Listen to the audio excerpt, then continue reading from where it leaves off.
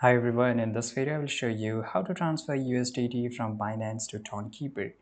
So to do this, first of all, we have to just open our tonkeeper wallet here and go to the USDT section. And once you go to the USDT section, tap on receive to get your USDT receive address. This will show you the QR code and the number.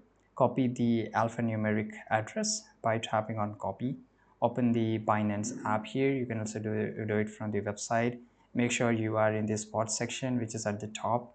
Click on withdrawal. In the search bar, type USDT and select. Choose send via crypto network. Long press to paste the address you copied from your tonkeeper. Enter the amount your USDT you wish to send. The minimum withdrawal amount is 1 USDT. Tap on withdrawal, and this is sometime it's want confirmation, and it just also need a code.